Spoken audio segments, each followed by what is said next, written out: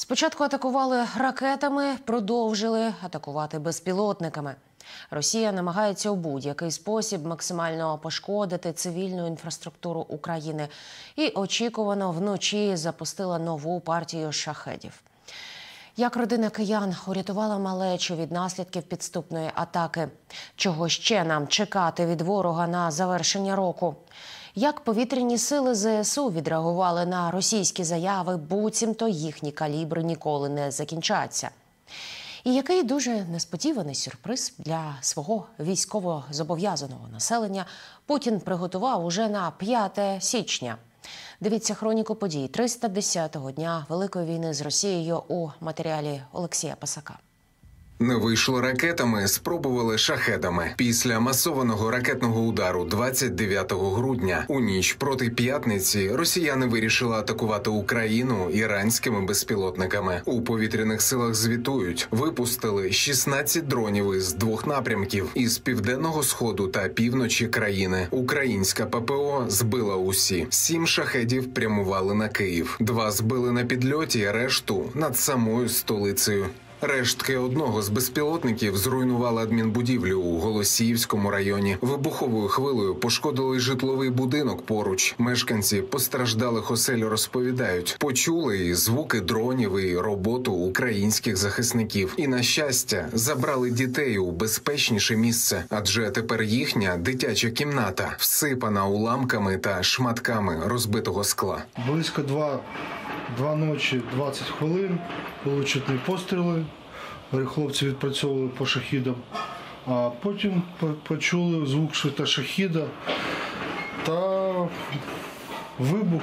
Ми ж з дружиною були у кімнаті, випрыгнули, нам пощастило, що нас не накрило, а тут пощастило, що дітей тут не було, оскільки виламало все, сквозною.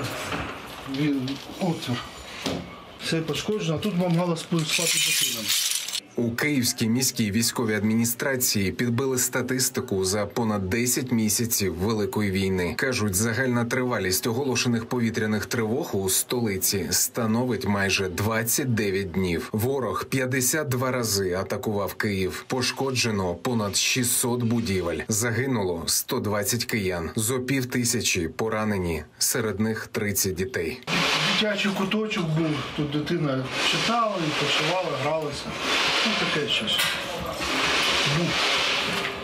Ворог програє на полі бою і надалі воює з мирними жителями і може атакувати критичну інфраструктуру ще до кінця 2022 року. Про це говорив президент. Володимир Зеленський наголосив, із кожною терористичною атакою Росія лише посилює власну відповідальність перед майбутнім трибуналом. Росія буде продовжувати атаки з повітря, адже це звична практика для терористичної сутності Кремля. Про це в інтерв'ю BBC говорив керівник ГУРу Кирило Буданов і вкотре наголосив, що ворог дедалі більше вичерпує недоторкані ракетні запаси. Але Росії бракує не лише ракет, а й тимчасово живих окупантів через постійні чималі втрати на полі бою. Тож новий етап великої мобілізації у Росії мають оголосити невдовзі після того, як усі відсвяткують новий 2023 рік. Їм насправді вже не вистачає живої сили. Виходячи з цього, вони зараз розглядають, вони розглянули, прийняли для себе рішення з 5 січня розпочати чергову хвилю мобілізації. Чи оголосять вони про це саме 5-го, я не знаю. В планах стоїть 5 січня. Оголосять вони про це там 5-го чи умовно 9-го, це в принципі нічого не змінить. Їм прийдеться починати нову хвилю мобілізації. Але поки що ворог намагається вдавати, що все йде за невідомим нікому планом. І навіть розрахунки української розвідки та наших союзників, що невдовзі Росія вичерпає до критичного рівня ракетні запаси. Кремлівське міністерство нападу намагається спростовувати недолугими жартами в соцмережах. Буцімто їх їхні ракети ніколи не закінчаться. Причина проста: Кремль роздратований і намагається працювати на внутрішню аудиторію. Дані головного управління розвідка і тих посадовців, які власне коментують, а також дані наших західних партнерів, зрозуміло, дратують росіян. Так, треба їм локшину своєму народу, електорату навішати, що власне ніколи у нас вони не закінчаться і так далі. І так далі. Зрозуміло, що виробництво іде, не встигає вона за темпами навіть такими використання цих ракет. Якщо ж санкції запрацюють справді, буде їх контроль посилено, так як воно повинно бути, то ніяких калібрів у Росії не буде та іншого озброєння.